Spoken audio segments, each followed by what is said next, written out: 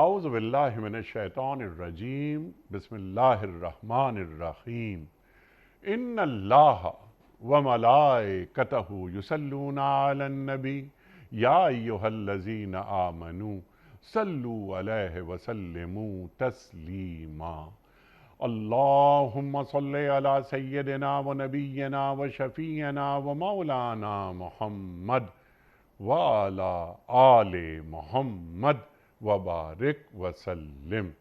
محترم خواتین و حضرات، السلام علیکم۔ پیام صبح کے ساتھ ایک بار پھر حاضر میں ہوں آپ کا میزبان انیق احمد۔ سورہ نساء آیت نمبر 59 پر آج ہم بات کروائیں گے پیام صبح میں اپنے ملک کے ایک جید عالم دین سے، ایک جید اور نوجوان عالم دین سے۔ خواتین و حضرات، اللہ تعالیٰ اہل ایمان سے مخاطبت کر رہا ہے۔ یا ایھا الذین آمنوا سے یہ آیت شروع ہو رہی ہے۔ جب اللہ تعالیٰ یا ایھا الذین آمنوا سے کسی بھی آیت کا، کسی بھی حکم کا آغاز کرتا ہے تو اس کی سطح خود بخود بلند ہو جاتی ہے۔ آپ اور ہم جانتے ہیں، اس پروگرام میں بارہا اس موضوع پہ گفتگو ہوئی، اور ہم یہ بھی جانتے ہیں، جو ہم نے اپنے معزز علماء سے سیکھا، کہ وہ آیات، کل آیات جو قرآن کریم کی ہیں اور جن کا آغاز ہوتا ہے یا ایھا الذین آمنوا سے، ان کی کل تعداد ہے 89 آیات ہیں۔ اللہ تعالیٰ ہم سے، اہل ایمان سے مخاطبت فرما رہا ہے۔ آج کی آیت میں اللہ تعالیٰ فرماتا ہے، اللہ تعالیٰ اطاعت کے تعلق سے، یا ایھا الذین آمنوا اطیعوا اللہ و اطیعوا الرسول و اولی الامر منکم۔ اللہ کی اطاعت، رسول کی اطاعت صلی اللہ علیہ وآلہ وسلم، اور صاحبان امر کی اطاعت حکم دیا جا رہا ہے۔ اطیعوا اللہ، اطیعوا الرسول، اطیع کا لفظ موجود ہے، لیکن وہ اولی الامر منکم میں اطیع کا لفظ موجود نہیں۔ کیا، پہلا سوال تو یہی ہوگا کہ اولی الامر کی تعریف کیا ہے؟ کیا حکمران ہیں، علماء ہیں، فقہاء ہیں، بڑے ہیں کسی معاشرے کے؟ کیا ہیں؟ یہ بھی ہمارے مہمان ہمیں بتائیں گے۔ پھر ہم یہ بھی سوال رکھیں گے کہ اولی الامر سے پہلے اطیعوا کا لفظ اس آیت میں نہیں ہے، اس کی کیا وجہ ہے؟ کیا اولی الامر کا اللہ اور اللہ تعالیٰ کے رسول صلی اللہ علیہ وآلہ وسلم کی اطاعت اس کے لیے ضروری ہے؟ یہ دیکھا جائے گا کہ کیا وہ اللہ اور اللہ کے رسول صلی اللہ علیہ وآلہ وسلم کی خود اطاعت کر رہا ہے یا نہیں کر رہا۔ خواتین و حضرات، یہاں پر اللہ کی اطاعت کو الگ اور اللہ کے رسول صلی اللہ علیہ وآلہ وسلم کی اطاعت کو الگ رکھا گیا ہے۔ دونوں اطاعتوں کو الگ الگ کیوں رکھا گیا ہے؟ من یطیع الرسول فقد اطاع اللہ، جس نے رسول کی اطاعت کی صلی اللہ علیہ وآلہ وسلم، اس نے اللہ کی اطاعت کی، قرآن کریم بیان فرماتا ہے۔ تو دونوں اطاعتوں میں کچھ فرق ہے، وہ کیا ہے؟ اتباع سرکار دو عالم صلی اللہ علیہ وآلہ وسلم۔ اتباع تو اللہ کے رسول ہی کی ہو سکتی ہے صلی اللہ علیہ وآلہ وسلم، اتباع اللہ کی نہیں ہو سکتی۔ وہاں بات کلیئر ہے۔ اطاعتوں میں کیا فرق ہے، یہ اللہ تعالیٰ کیا فرماتا ہے سیکھیں گے۔ فَإِن تَنَازَعْتُمْ فِي شَيْءٍ فَرُدُّوهُ إِلَى اللَّهِ وَالرَّسُولِ، اور اگر تم میں کوئی تنازع پیدا ہو جائے، اگر خدا نہ خواستہ، تو اپنے معاملات کو اللہ اور اللہ کے رسول صلی اللہ علیہ وآلہ وسلم کی طرف پھیر دیجئے۔ اگر تم اللہ اور روز قیامت پر ایمان رکھتے ہو، یہ صحیح طریقہ کار ہے اور انجام کے اعتبار سے بھی بہتر ہے۔ اللہ تعالیٰ اس آیت کو یوں مکمل کر رہا ہے۔ بہت سارے سوالات جوڑیں گے حالات حاضرات سے، سیکھیں گے محترم مفتی احمد عفنان صاحب سے۔ تشریف فرما ہیں آج ہمارے مہمان۔ خواتین حضرات، مفتی احمد عفنان صاحب کمال آدمی ہیں۔ پاکستان میں پڑھا اور الحمدللہ بہت آگے تک آپ نے پڑھا، اور اس کے بعد آپ اعلیٰ تعلیم کے لیے انگلینڈ چلے گئے۔ وہاں انگلینڈ کا ایک بڑا تعلیمی ادارہ ہے، وہاں سے آپ نے LLM کیا، اور ایک ایک یعنی اس میں قرآن کریم کو جوڑا، اسلامک لا، جورسپروڈنس پر آپ کا بڑا کام ہے، الحمدللہ الحمدللہ۔ مفتی احمد عفنان صاحب نے جامعۃ الرشید سے فراغت حاصل کی اور آپ مفتی ہیں، اور جو کلیہ شریعہ ہے اس کے آپ ہیڈ ہیں، آج کل مانچسٹر میں ہیں اور پی ایچ ڈی کر رہے ہیں۔ خواتین و حضرات، وہ عہد کا لفظ گفتگو میں ہو، خاص طور پر دین پیش کرنے والے کے، یہ بہت بڑی بات ہے اور بڑی خوشی ہوتی ہے ہمیں احمد عفنان صاحب سے مل کر، ان سے باتیں کر کے، ان سے سیکھ کر۔ مفتی احمد عفنان صاحب کو خوش آمدید کہتے ہوئے پروگرام کا آغاز اللہ تعالیٰ کے بابرکت نام سے، سورہ نساء آیت نمبر 59۔ اعوذ باللہ من الشیطان الرجیم، بسم اللہ الرحمن الرحیم۔ یا ایہا الذین آمنوا اطیعوا اللہ واطیعوا الرسول، اطیعوا الرسول وأولی الامر منکم، فإن تنازعتم في شيء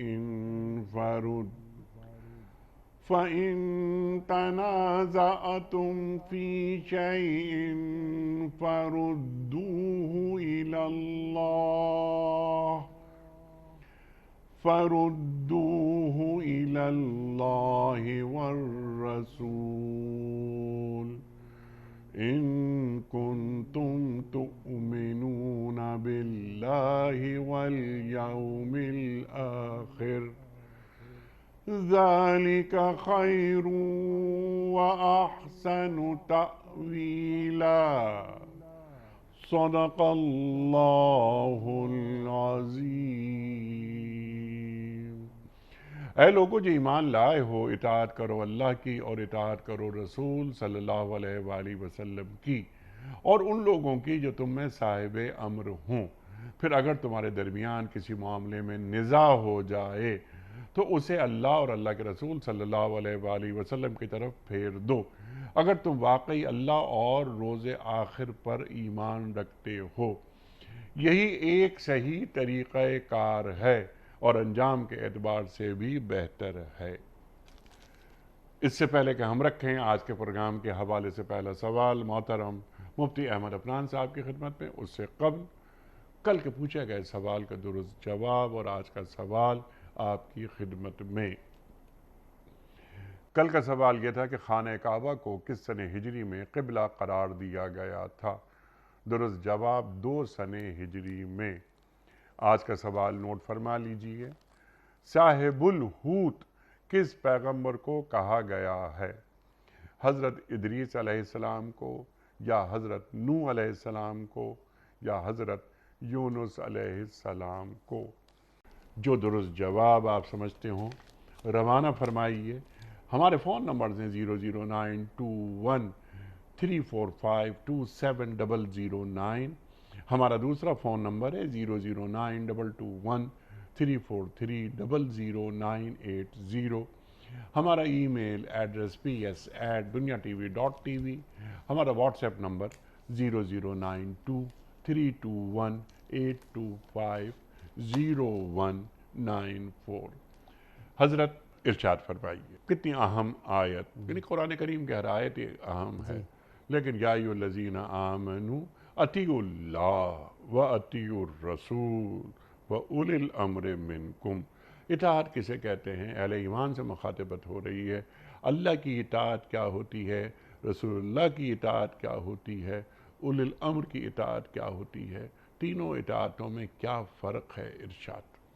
بسم اللہ الرحمن الرحیم، رب اشرح لی صدری ویسر لی امری واحلل عقدۃ من لسانی یفقہوا قولی۔ یہ قرآن کی ان آیتوں میں ہے جس کو ہم مرکزی آیت کہتے ہیں، یعنی قرآن کی ساری آیتیں جیسے آپ نے فرمایا اہم ہیں، لیکن کچھ آیتیں ایسی ہیں جو اصول کے لحاظ سے ہیں، اور اصول کے لحاظ سے یہ جو شریعت اسلامیہ ہے، اسلامی قانون ہے، اس کے لحاظ سے یہ آیت بڑی فاؤنڈیشنل آیت سمجھی جاتی ہے۔ ایک تو یا ایھا الذین آمنو ہمارے پروگرام میں بار بار بات ہو چکی ہے کہ یا ایھا الذین آمنو کا مطلب یہ اللہ تعالیٰ خاص طور پہ ایمان والوں کو مخاطب کر کے ان کی اٹینشن لے رہے ہیں، جی ورنہ تو سارا قرآن ایمان والوں کی سے اللہ تعالیٰ متنبع کر رہے ہیں، بھائی اب یہ بات بہت غور سے سنو، جی ہاں اور اطاعت کرو اللہ کی اور اطاعت کرو رسول کی اور اولی الامر کی، اس کی ہم آتے ہیں کیا مطلب حکم والے لوگ، اور اگر تمہارے درمیان اختلاف ہو جائے کسی چیز میں تو اس بات کو لوٹاؤ اللہ رسول کی طرف، یہ بات زیادہ بہتر ہے تمہارے لیے اور انجام کار کے حساب سے زیادہ اچھا ہے۔ اچھا، اس سے پہلے بات یہی چل رہی ہے کہ حکمرانوں کی ان اللہ یأمرکم ان تؤدوا الامانات، امانتیں ادا کرو، تو حکمرانوں کے لیے سب سے زیادہ، اس کے بعد نیچے والوں کے لیے، اور آگے عدل کی بات بھی آئی کہ عدل بھی کرو، تو یہ گویا کہ یہ بات پرائمری طور پر ان لوگوں کے لیے چل رہی ہے جو صاحب عہدہ ہیں، چاہے سیاسی حکمران ہے، چاہے کسی کمپنی کا ہے، چاہے گھر کا حکمران مرد ہے، کسی شعبے کا، کسی قبیلے کا، کسی جماعت کا، اس کو آ رہا ہے کہ تم اپنی زندگی چلانے کے لیے، اپنا ادارہ، اپنا ملک، اپنا نظام چلانے کے لیے جس چیزوں کو دیکھتے ہو اس میں یاد رکھو اللہ اور اللہ کے رسول کی اطاعت کرنی تم نے۔ ٹھیک، اور ایک بات ہے اطاعت ذرا سے آگے کی بات ہے، پہلی بات ہے ماننا کہ وہ صحیح کہہ رہے ہیں، یہ بات تسلیم کرنا، یہ اسلام سے آگئی۔ دوسری اطاعت، اب اس کو عملاً اپنی زندگی میں بھی انہی کی بات کو لانا، تو جہاں تمہارا آگے بات میرے تنازع ہو رہا ہے یا زندگی میں مختلف چیزیں، مختلف آئیڈیالوجیز دنیا میں آج تو ایک بہار ہے، مطلب ایک بہت بڑا فیوژن ہے دنیا میں مختلف آئیڈیاز کا روزانہ نہیں، تو کہ تم ان کو چھوڑو، تم اللہ رسول کی اطاعت کرو۔ ٹھیک، یہاں جو آپ نے نقطہ بیان فرمایا اولی الامر پر ہم آتے ہیں بعد میں جی کہ اطیعوا اللہ و اطیعوا الرسول، واو کہا، تو عربی میں واو ایسے ہی ہے جیسے دوسری لینگویجز میں اینڈ اور، تو اور کا مطلب ہوتا ہے کہ پہلے اور آگے والا الگ ہے۔ مثال کے طور پہ میں کہتا ہوں انیق صاحب بھی آئے اور خالد صاحب بھی آئے، اس کا مطلب انیق صاحب اور آدمی، خالد صاحب اور آدمی ہے، دونوں چیزیں الگ ہیں، تو اللہ کہہ رہے اللہ کی اطاعت الگ ہے اور رسول کی اطاعت الگ ہے، یہ سارے مفسرین کا اور پوری امت کا ٹھیک ہے، اجماع ہے۔ لیکن قرآن کریم کی آیت من یطع الرسول فقد فقط اطاع اطاع اللہ، اللہ، اس میں ہم آ رہے ہیں انشاءاللہ، یہ بہت اہم آپ نے اس پہ آگے۔ اچھا، یہ اصل میں یہ بتایا کہ اللہ کی اطاعت تو قرآن ہے اور اس کے بعد رسول کی اطاعت، کچھ چیزیں ایسی ہیں جو صرف رسول کی اطاعت سے ہی آئیں گی اور کچھ چیزیں جو اللہ کی اطاعت سے آ جائیں گی۔ ٹھیک، تو اس کا مطلب ہے کہ رسول کی جب بھی اطاعت ہوگی تو اللہ کی خود ہی ہو رہی ہوگی، اور اللہ کی ساری بات ماننے سے رسول کی بات ماننا لازم نہیں آئے گا، اس کے بعد آپ کو رسول سے بھی پوچھنا پڑے گا، کیونکہ قرآن، اب اس کی تشریح کیا ہے، اللہ کی اطاعت کہاں سے ہوگی؟ اللہ ہم سے خود کلام نہیں کرے گا، اللہ کی اطاعت ہوگی قرآن کی احکام کو ماننے سے۔ قرآن میں اللہ نے جہاں کہا کرو وہاں کرنا، قرآن میں جہاں کہا نہیں کرو، شراب نہیں پیو، نشہ نہیں کرو، یہ غلط کام نہیں کرو، جھوٹ نہیں بولو، چوری نہیں کرو، والدین کو نہیں کرو، یہ اللہ کی بات ماننا، یہ اللہ کی اطاعت ہو جائے گی۔ اللہ کا کلام تو آ گیا، اب سوال یہ پیدا ہوتا ہے کہ اللہ نے کہا اقیم الصلاۃ، نماز قائم کرو، تو کیسے کریں؟ یہ تو قرآن نے بتایا نہیں۔ قرآن نے کہا آت الزکوٰۃ، زکوٰۃ دو، اب میں زکوٰۃ تو ادا کروں، اللہ کی اطاعت کر رہا ہوں، لیکن کیسے کروں؟ قرآن نے کہا وجاہدوا فی اللہ حق جہادی، قرآن نے کہا کتب علیکم الصیام، اب میں کیسے کروں؟ قرآن نے کہا کہ تجارت کرو، اور تجارت جائز ہے، اور جب جمعہ ختم ہو جائے پھر بھی تجارت کرو، اور تجارت میں موٹی موٹی بات، اب میں کیسے کروں؟ قرآن نے کہا کبائر سے بچو، تو کبائر تو سارے قرآن نے کبیرہ گناہ بیان نہیں کیے، اس لیے کہا اب واو، بعض علماء نے فرمایا پھر اس لیے کہ یہ واو اصل میں تشریحی ہے، یعنی اللہ کی اطاعت کرو، یعنی اس کا تشریح آئے گی رسول کی اطاعت میں، کہ رسول اس بات کو ایلیبریٹ کریں گے، تو اللہ ماتن ہے، جیسے بہت سی پرانی کتابوں میں آج بھی ہم دیکھتے ہیں جو بڑی کتابیں لکھی جاتی تھی اس میں اوپر ٹیکسٹ ہوتا تھا اور نیچے اس کی پہ ڈیٹیل ایلیبریشن ہوتی تھی، اتھارٹی، کمنٹری لاء میں کہتے ہیں اس کو، تو وہ جو قرآن کی پوری تفصیلی تشریح ہے، پریکٹیکل بھی تھیوریٹیکلی بھی، وہ حدیث ہے، اطیعوا الرسول، رسول کی بات کرو۔ اب یہ جو رسول کی اطاعت ہے، اس کو اللہ تعالیٰ نے قرآن مجید میں بہت جگہ ایلیبریٹ کیا ہے، اور اس میں اصل میں بہت سارے شبہات کے جواب دیں۔ مثال کے طور پہ ہم اس پہ اب آئیں گے، ایک فرقہ کافی پرانا تھا معتزلہ اور خوارج کا، جو صحابہ کے زمانے میں آ گیا تھا، جنہوں نے حدیث کو ماننے سے انکار کر دیا، جزوی یا کلی۔ خوارج نے کسی اور وجہ سے، صحابہ کے بغض کی وجہ سے، وہ بہت سارے صحابہ کو نعوذ باللہ کافر کہتے تھے، اور انہوں نے لڑائی بھی کی، تو حضرت علی رضی اللہ کرم اللہ وجہہ نے ان کا قلع قامہ کیا۔ اور معتزلہ جو آئے، انہوں نے لاجیکلی کہ بھی جو حدیث ہماری لاجک میں نہیں آتی اس کا انکار کرتے ہیں یا اس کی کوئی لاجیکل تعویل ایسی کرتے ہیں جو صحیح نہیں بیٹھ رہی. تو اللہ فرما رہے ہیں کہ نہیں بھی رسول کی اطاعت کو. تو اب آگے اللہ تعالیٰ نے اس کو اور واضح کر دیا, من یطع الرسول فقد اطاع اللہ, 5ویں پارے میں جو آپ نے آیت تلاوت فرمائی. بھائی رسول کی اطاعت سے اللہ کی اطاعت پوری آ جائے گی. کیوں؟ آپ جب تشریح پر عمل کرتے ہیں تو متن پر عمل خود ہو جاتا ہے, لیکن اگر آپ ٹیکسٹ کو پڑھیں گے تو تشریح پوری خود نہیں آئے گی. پھر ایک جگہ تو اللہ نے اور حد فرما دی نا, اللہ نے فرمایا وَإِن تُطِيعُوهُ تَهْتَدُوا, اللہ نے صرف رسول کا نام رکھا, اگر رسول کی بات مانو گے تب ہی ہدایت پا سکتے ہو. اس آیت کے ترجمے میں حصر ہے, یعنی صرف یہی بات ہے. پھر اللہ نے فرمایا وہ جو ایک قصہ ہوا تھا جس میں یہودیوں نے کچھ فیصلہ کرایا تھا اور اللہ کے نبی سے بھی فیصلہ کرایا اور ان سے بھی فیصلہ کرایا, اور ان کی کتاب میں کچھ اور ایک عورت نے چوری کر لی تھی. تو وہاں اللہ نے سورہ احزاب کی آیت نازل فرمائی فَلَا وَرَبِّكَ لَا يُؤْمِنُونَ حَتَّى يُحَكِّمُوكَ فِي مَا شَجَرَ بَيْنَهُمْ. خدا کی قسم, اور بلکہ قسم بھی اللہ نے کیسی کہی, میرے نبی آپ کے رب کی قسم. وہ آپ کا رب کون ہے؟ وہ خود ہی تو ہے. اللہ اپنی نسبت کو محمد کے ساتھ لگا کر یہ بتا رہا ہے, یعنی کیا بدعات کا نسخہ ہے فصاحت کا, کہ جو محمد کا رب ہوگا وہ کیا بڑا رب ہوگا. اللہ کی عظمت کا ایک دلیل یہ کہ محمد کا رب ہے, محمد بھی جس کے آگے سجدہ کرتا ہے. حتیٰ یہ میرے نبی آپ کے رب کی قسم, وہ مسلمان نہیں ہو سکتے جب تک کہ وہ آپ کا فیصلہ نہ, آپ کو فیصلہ کرنے والا نہ بنا لیں اپنے تمام معاملات میں. فی ماں میں, ماں کا مطلب عربی میں زندگی کا ہر معاملہ. یہ ان لوگوں کی نفی کر رہا ہے جو کہہ رہے ہیں دین صرف عبادات کا ہے. اللہ کہہ نہیں, عبادات, معاملات, بزنس, سوشل لائف, سیاست, ملک چلانا, خاندان چلانا, کمپنی چلانا, ایوری تھنگ. اگر وہاں اللہ کے نبی کا کوئی حکم ہے آپ کو ماننا پڑے گا, تو آپ مسلمان نہیں ہو سکتے اس کے اگر نہیں مانتے آپ. اور حکم بھی ہے کہ کوئی کسی جگہ پہ یہ مانے, عقیدہ سے یہ بیلیف کرے کہ اس معاملے میں اللہ کا جو حکم ہے نا یا رسول اللہ نے جو حکم دیا ہے وہ ٹائم باؤنڈ تھا یا وہ اب نہیں چلے گا, تو یہ کافر ہو جاتا ہے. ایک جو نا عمل نہ کرے پھر تو گناہ گار ہوتا ہے. اللہ تعالیٰ نے سورہ حشر میں فرمایا وَمَا آتَاكُمُ الرَّسُولُ فَخُذُوهُ وَمَا نَهَاكُمْ عَنْهُ فَانْتَهُوا. جو رسول دے دے وہ لے لو, جو رسول منع کر دے اس سے رک جاؤ. اب اگر آپ یہ کہتے ہیں کہ نہیں رسول جو بات کہہ رہے ہیں وہ تو وہی ہے جو قرآن کی, تو وہ بات تو پھر اللہ نے رسول کیوں کہا؟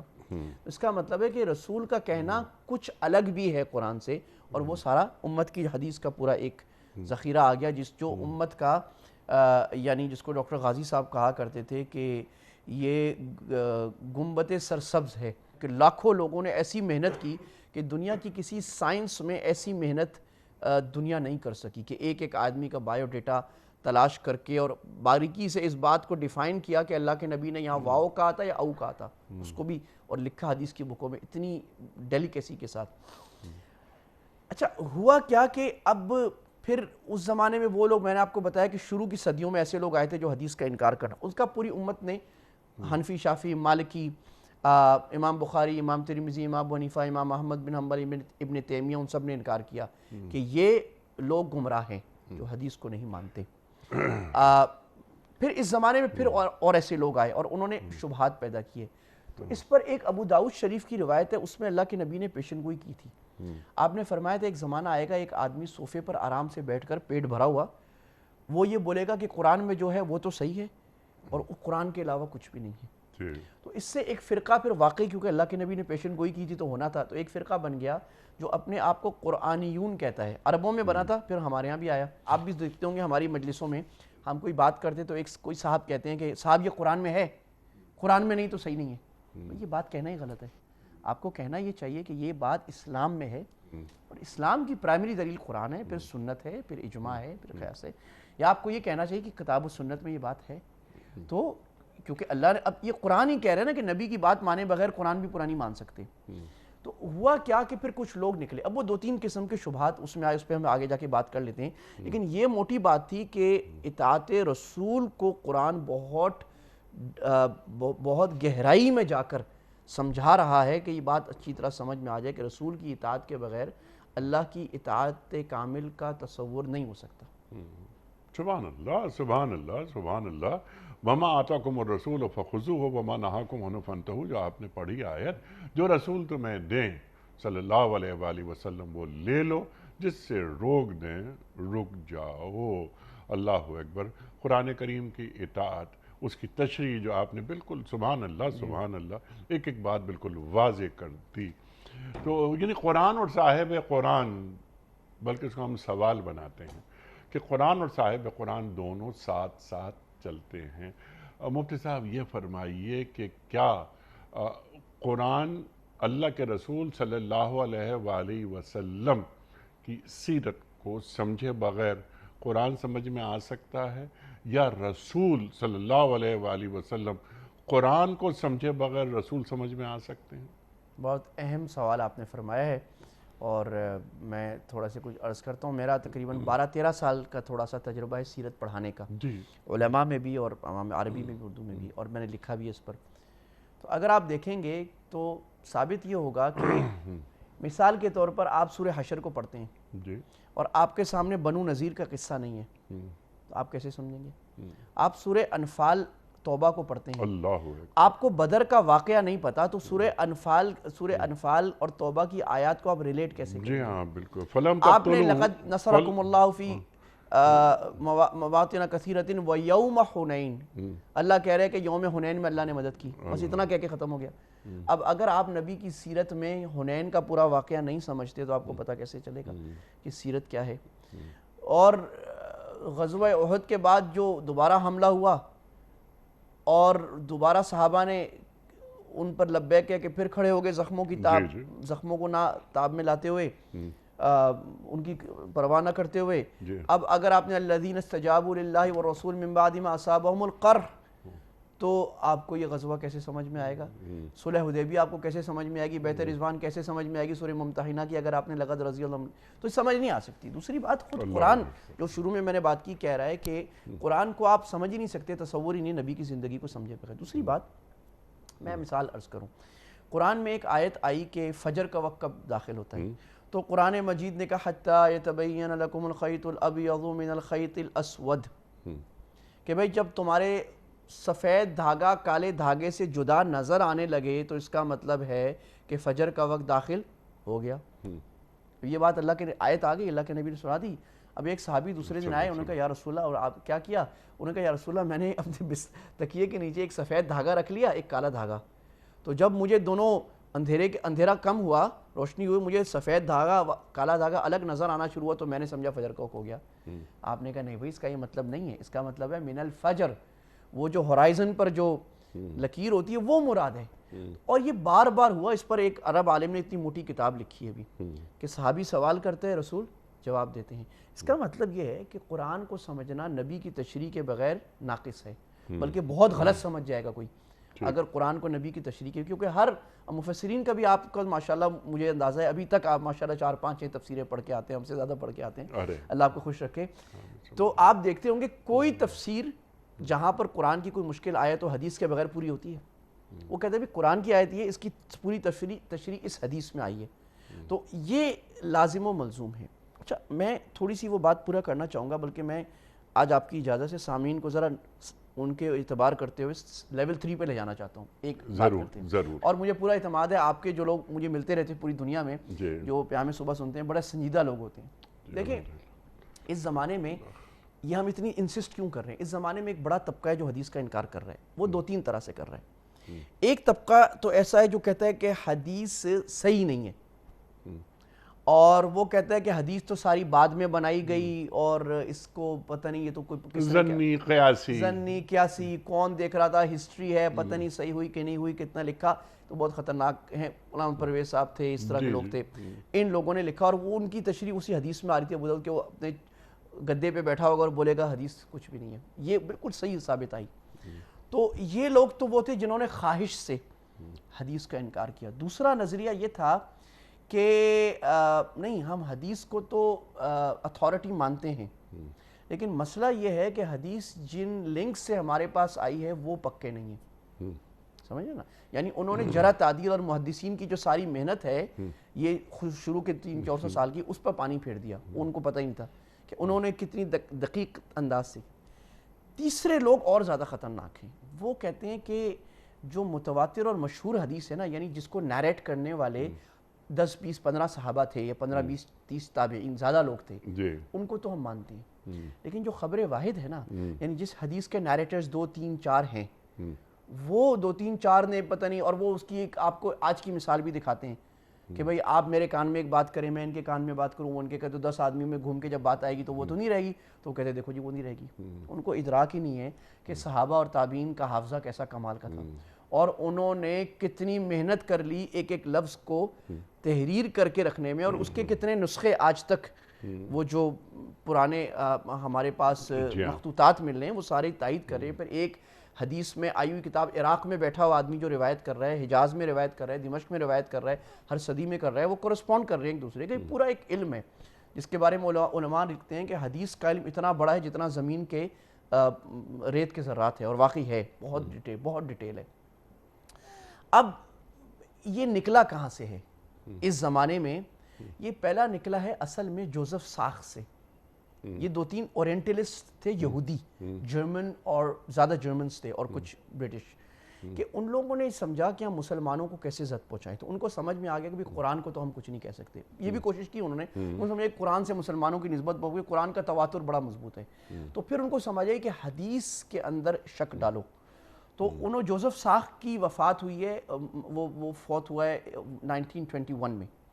تو اس نے بہت اچھا، یہ جو یہودی دماغ ہیں یا یہ ویسٹرن، یہ محنت بہت کرتے ہیں، انہوں نے بہت محنت کر لی، اور ساری پہلے اسلامک سائنسز کو پڑھا بہت گہرائی میں، اور اس کے بعد حدیثوں پہ لکھا، اور لکھ کر اندر سے یہ ثابت کیا کہ یہ حدیث جو ہے یہ it is not an authority to rely on۔ اور اس سے پہلے اچھا، یہ اس کے استاد جو ساخت کے استاد تھے گولڈ زہر جس کو کہتے ہیں، گولڈ زہر نے یہ کام کیا، یہ زہر ڈالا، اور جوزف ساخ اس کے شاگرد نے اس کو آگے بڑھایا، اس کے بعد دیگر مستشرقین کی۔ تو ہمارے جو لوگ معذرت کے ساتھ آج مفکر بن کے کہہ رہے ہیں کہ حدیث اتھارٹی نہیں ہے، اگر میں نے اکیڈمکلی اس پہ کام کیا، اور میرے سے بڑے بڑے لوگوں نے کام کیا، میں تو بہت چھوٹا ہوں، انہوں نے آپ کو آئینہ کر کے ثابت کر دیا کہ جناب یہ ہمارے آج کے جو مسلمان کہنے والے مفکرین جو یہ کہہ رہے ہیں کہ حدیث میں شبہات ہیں، یہ شبہات وہی ہیں جو گولڈ ظاہر اور ساخت نے لکھے تھے، تو ان کا چربہ اٹھا کر یہ ہم پہ ڈال لیں۔ تو آخری جو نظریہ ہے نا وہ یہ کہتا ہے کہ جناب خبر واحد ہم صرف نہیں مانتے۔ اب عام آدمی بات سمجھتا نہیں کہ خبر واحد نہ ماننے سے کیا ہوتا ہے۔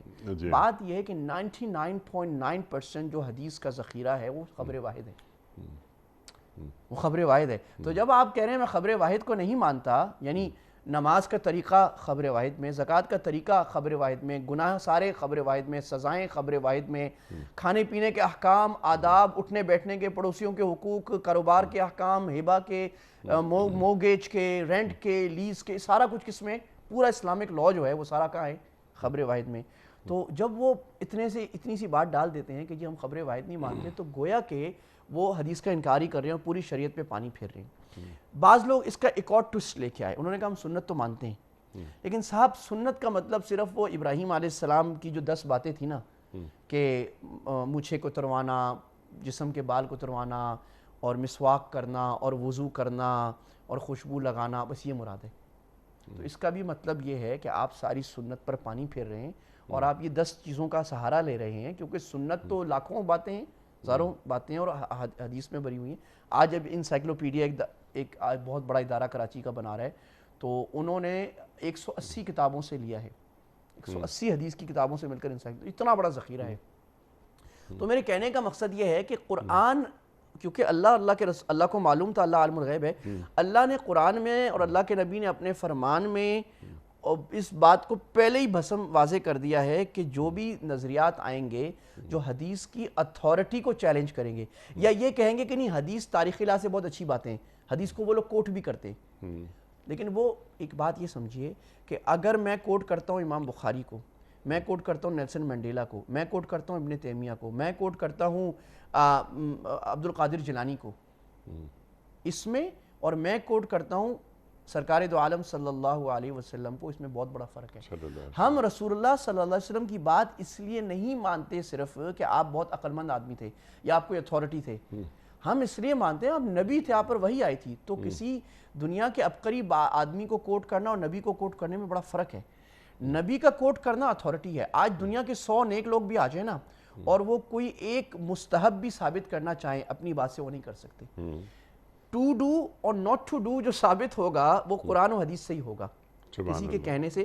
تو یہ میں نے تھوڑی سی آپ کی اجازت سے کوئی تھوڑی سی ایک اہم اصول فقہ کی ایک بات کوشش کی آسان انداز سے دوں تاکہ لوگوں کے ذہن میں واضح ہو جائے کہ اس کی بیسس حدیث کی اتھارٹی کی کیا ہے. اور اس پر آپ کتابیں پڑھنا چاہیں تو اب بہت اچھی کتابیں بڑے آسان میں اردو میں اور انگلش میں دا اتھارٹی آف سنہ کے عنوان سے، حجت حدیث کے عنوان سے لکھی جا چکی ہیں.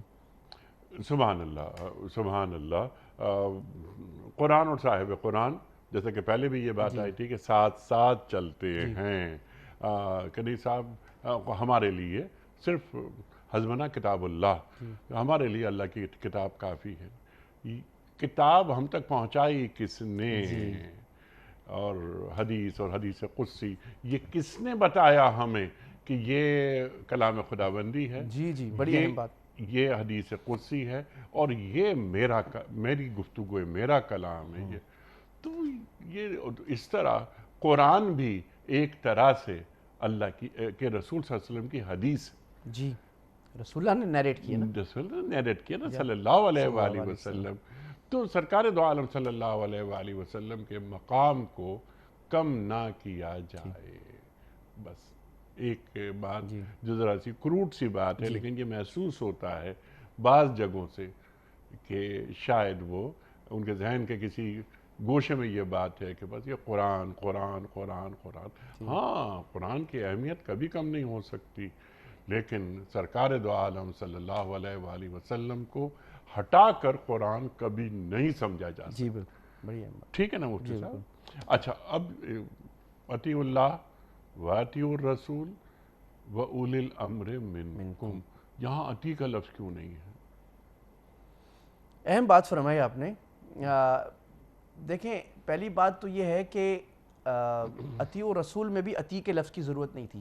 جی اس کی وجہ یہ ہے کہ عربی میں عطف ہوتا ہے نا، کہ اگر میں یہ کہوں کہ میں یہ کہوں گا کہ خالد، حامد، عابد، ساجد، ساجدہ آئے، تو ورب میں کتنی مرتبہ یوز کروں گا؟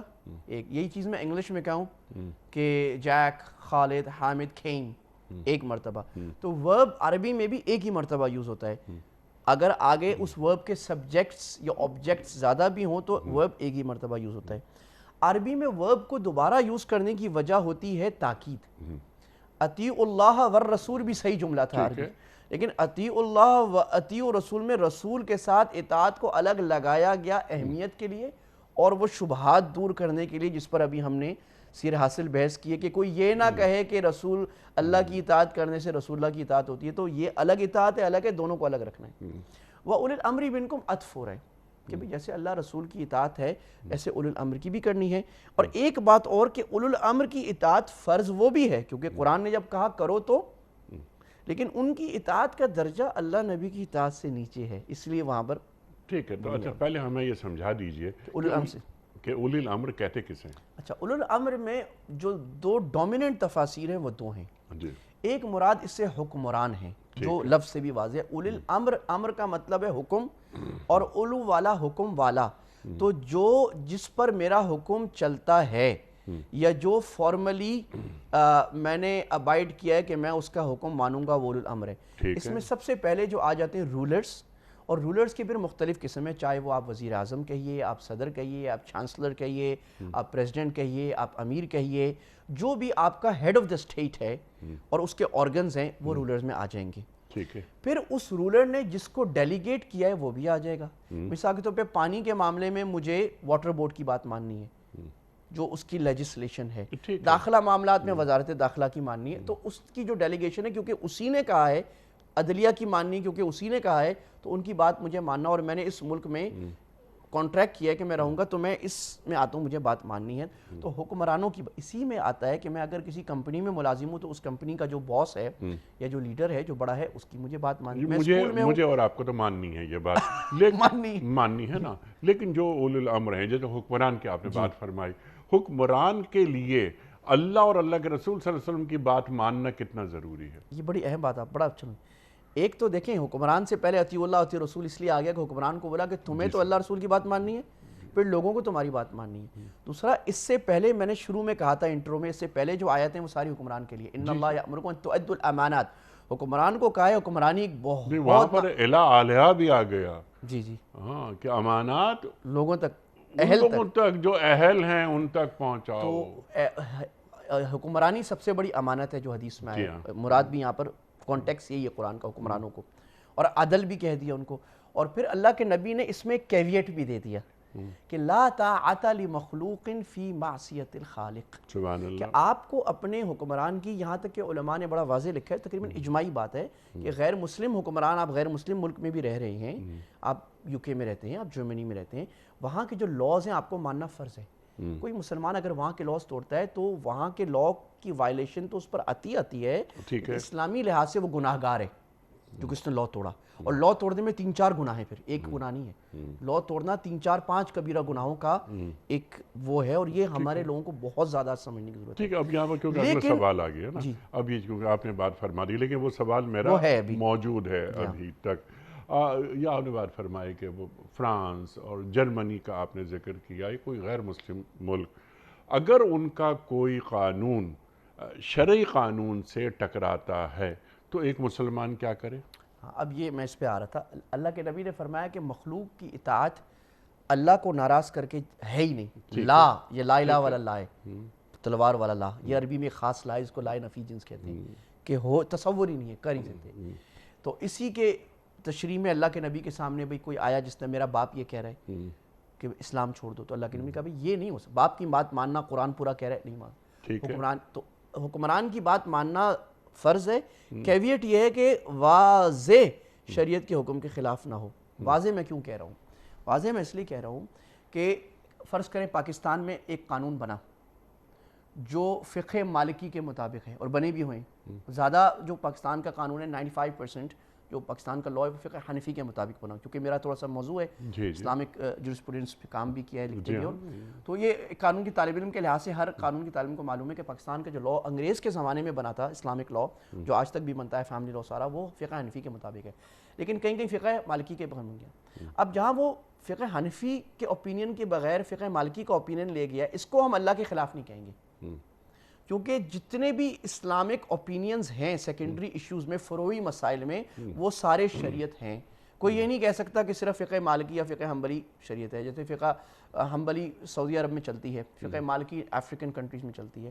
تو خلاف ہونے کا مطلب ہے کہ اگر اسلامک لا میں 3 اوپینینز ہیں اور حکمران ان میں سے کوئی اور اوپینین لے رہے ہیں لیکن وہ آپ کے اوپینین کے خلاف ہے، تو پھر بھی آپ کو بات ماننی ہے۔ ٹھیک ہے، میں سمجھا سکتا یہ تو مسلمان ریاستوں کی بات ہو گئی۔ یہ مانیں، غیر مسلم ریاست میں بھی اگر کوئی ایسا لا انہوں نے بنایا ہے جو اسلامک اوپینینز میں سے کسی ایک اوپینین کے مطابق ہے، پھر بھی آپ کو بات ماننی ہے، لیکن اگر واضح خلاف ہے تو پھر آپ کو بات نہیں ماننی، الا کہ آپ مجبور ہو جائیں، پھر مجبوری کے الگ احکام ہیں۔ ٹھیک ہے، مثال کے طور پہ اس وقت جو بڑا ایک برننگ ایشو ہے، حجاب کا ایشو ہے، اور اس پہ مسلمان بہت زبردست ریزسٹ کر رہے ہیں۔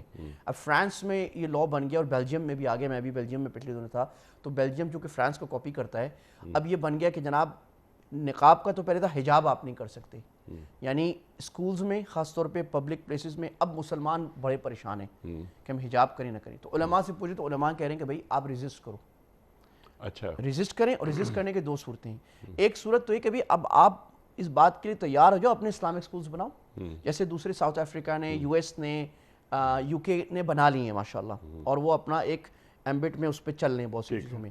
دوسری بات یہ آپ ہوم سکولنگ پہ آ جاؤ پھر۔ بالکل ٹھیک ہے، اب اسی بات پہ آ جاتے ہیں کہ اولو الامر کا اللہ اور اللہ کے رسول صلی اللہ علیہ وآلہ وسلم کی اطاعت کرنا کتنا ضروری ہے؟ وہ جتنا عام آدمی کے لیے ضروری ہے اس سے زیادہ ضروری ہے، اس سے زیادہ ضروری ہے، کیونکہ وہ اگر اطاعت نہیں کرے گا اس کا امپیکٹ کروڑوں لوگوں پہ پڑے گا، ٹھیک ہے، اور وہ اگر اللہ کے حکم کے خلاف کوئی حکم اپنے ملک میں نافذ کرے گا، رول یا لیجسلیشن یا ایگزیکٹو رول، کچھ بھی، ٹھیک ہے، اور وہ لوگ مانیں گے تو ان 10-20 کروڑ جتنے لوگ اس کی بات مانیں گے ان سب کا وبال اس کے اوپر آئے گا۔ ٹھیک ہے، اس لیے میں نے عرض کیا کہ اس کے اوپر عام آدمی سے زیادہ برڈن ہے اللہ رسول کی بات ماننے کا، کیونکہ وہ اللہ اور اللہ کے رسول صلی اللہ علیہ وآلہ وسلم کا نمائندہ ہے، واسطہ ہے بیچ میں، واسطہ ہے بیچ میں، تو حکمران کی ذمہ داریاں اس کی سطح کتنی بلند ہے۔ اللہ اکبر، اللہ اکبر۔ مفتی صاحب یہ بہت اہم گفتگو۔ اچھا اب یہاں اللہ تعالیٰ سبحان اللہ سبحان اللہ، یا ایھا الذین آمنوا اطیعوا اللہ واطیعوا الرسول واولی الامر منکم فَإِن تَنَازَعْتُمْ فِي شَيْءٍ فَرُدُّوهُ إِلَى اللَّهِ وَالرَّسُولِ۔ اب یہ فَرُدُّوهُ إِلَى اللَّهِ وَالرَّسُولِ کیا ہے، اس پہ ذرا آپ کنکلوڈ فرما دیجئے آج کے کنکلوڈ بھی کرتا ہوں، اور اولی الامر کا دوسرا معنی رہ گیا تھا، میں مختصر بیان کر دوں۔ اولی الامر کا دوسرا معنی ہے علماء کی اطاعت کرو۔ جی ہاں، تو دین کے معاملات میں ہر زمانے میں اچھے علماء رہیں گے۔ ہر عام آدمی پوری شریعت نہیں پڑھ سکتا، نت نئے مسائل آ رہے ہیں، تو ہر آدمی پر ضروری ہے کہ کسی اتھارٹی، معتمد دارالافتاء یا بڑے علماء، تفسیر میں تفسیر کے علماء سے، حدیث میں حدیث کے علماء سے، جو ہمارے مسئلے مسائل ہیں، ایشوز ہیں شریعہ، اس میں جو مطلب ریلائبل مفتیز ہیں ان سے مسئلہ پوچھے۔ تو یہ دوسری بات بھی اس میں آ رہی ہے کہ یعنی آپ ہر فن میں، ایون انجینئرنگ میڈیسن میں، اس فن کا جو ماہر ہے آپ اس سے پوچھیں۔ یہ بھی بات اس میں آ رہی ہے، ان کی بات مان لیں کیونکہ آپ کو تو آتا نہیں ہے۔ تیسری بات جو فرمائی، اگر تمہارا آپس میں اختلاف ہو جائے کہ یہ بات صحیح ہے، یہ صحیح ہے، یا ملک میں یہ قانون بنانا ہے، یہ یا کمپنی کی پالیسی یہ بنانی ہے، یہ گھر کی پالیسی یہ بنانی ہے، یہ بنانی ہے، تو فردوہ الی اللہ ورسول، تو دوبارہ آپ نے لوٹنا ہے اللہ رسول کے حکم کی طرف، اگر تم مومن ہو۔ یعنی یہ بڑی خطرناک بات ہے، اللہ نے ایمان کی شرط اس پر رکھ دی کہ اختلافی معاملات میں تم قرآن و حدیث کو پہلے دیکھتے ہو یا دوسری چیزوں کو پہلے، یا اپنی خواہش کو پہلے نافذ کرتے ہو۔ اگر نہیں کرتے تو تمہارا ایمان بہت ناقص ہے، تم مومن کہلانے کے لائق نہیں ہو۔ تو میں سامعین سے بھی اور ہم آپ کی توسط سے کہوں گا کہ ہم اپنے آپ کو ذرا سیلف آڈٹ کریں کہ کیا ہمارے گھروں میں، ہمارے آرگنائزیشنز میں یہ چیز ہے کہ ہم کسی مفتی صاحب سے، کسی نون اسلامک اسکالر کو یہ کہتے ہوں کہ بھی آپ ہمارا آڈٹ کرو اور ہماری پالیسیز کو دیکھو، اللہ رسول کے خلاف تو نہیں ہے، یا میرا آپ کا جھگڑا ہو جائے اور میں کسی شریعہ عالم کے پاس جو سمجھتا ہو بزنس معاملات سے، اس کے پاس جاؤں کہ بھائی اللہ رسول کی جانا، آپ ذرا اللہ رسول کے حکم کے تحت ہمارے درمیان آربیٹریشن یا میڈیشن کر کے بتاؤ کہ ہمارا معاملہ کہاں صحیح ہے کہاں غلط ہے۔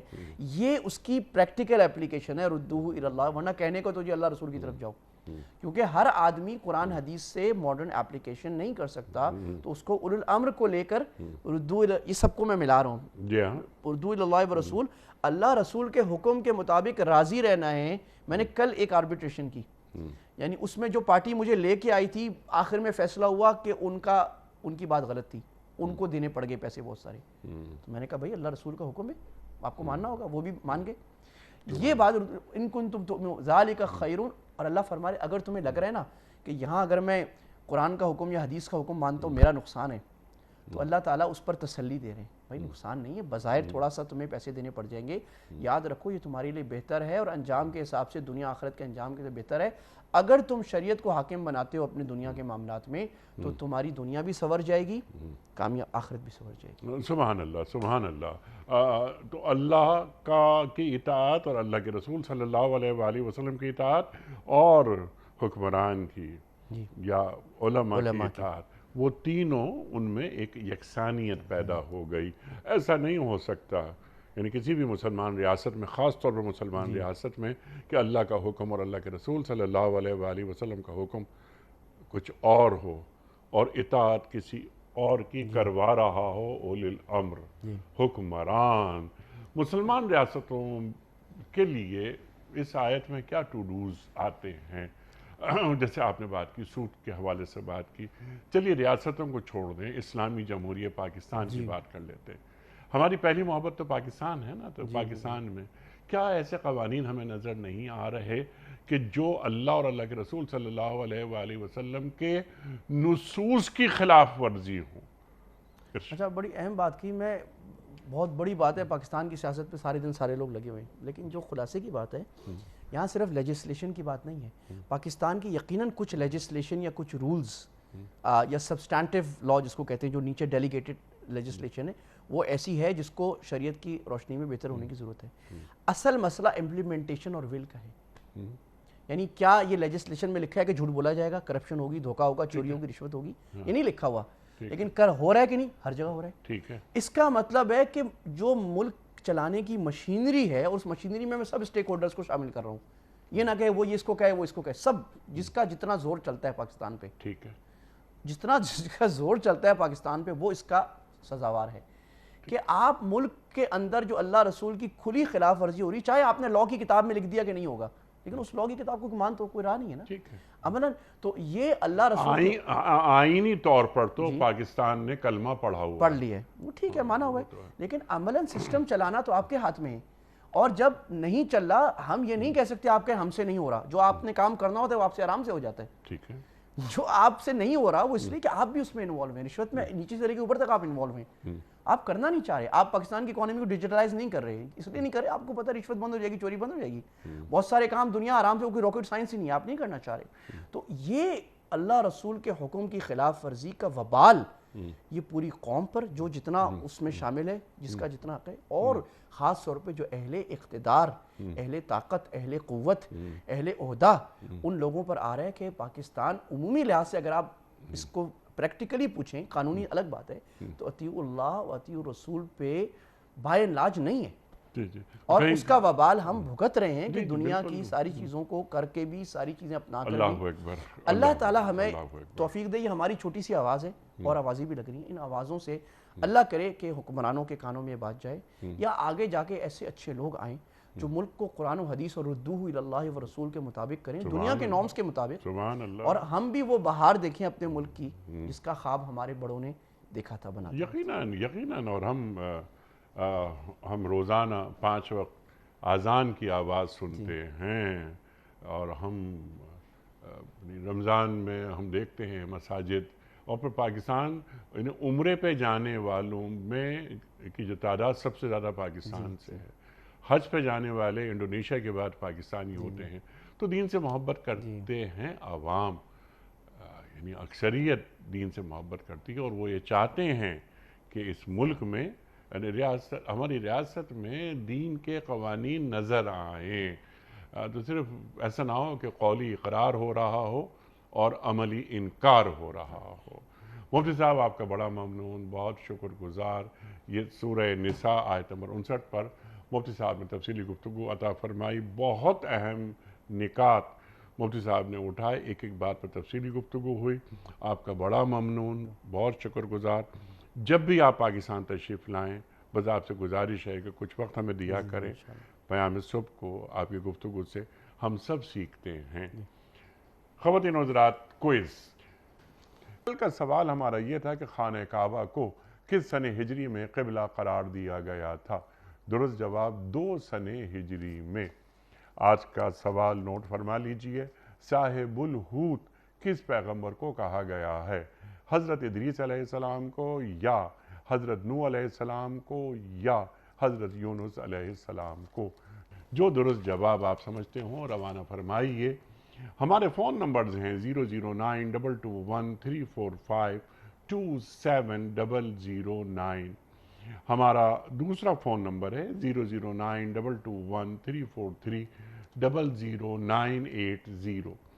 ہمارا ای میل ایڈریس ps@duniatv.tv. ہمارا واٹس ایپ نمبر 0092321825019 حضرت ایک پرچی اعلان فرمائیے آج کے ونر کے نام کا. جی محمد الیاس صاحب کوٹ اڈو سے. محمد الیاس صاحب کوٹ اڈو سے آپ کی خدمت میں دنیا ٹی وی کی جانب سے دینی کتب پر مشتمل گفٹ ہیمپر آپ کے گھر بذریعہ کوریئر روانہ کیا جا رہا ہے. آپ کو بہت بہت مبارک ہو. پیام صبح کا اختتام ہوتا ہے روزانہ ایک قول پر, اور وہ قول ہوتا ہے صاحب نہج البلاغہ امیر المومنین حضرت علی مرتضیٰ کرم اللہ وجہہ کا. آپ فرماتے ہیں تم میں سب سے زیادہ کامیاب وہ ہے جو تم میں سب سے زیادہ سچا ہے. سبحان اللہ سبحان اللہ. تم میں سب سے زیادہ کامیاب وہ ہے جو تم میں سب سے زیادہ سچا ہے. اپنے میزبان انیق احمد کو کل تک کے لیے اجازت دیجیے. خدا حافظ.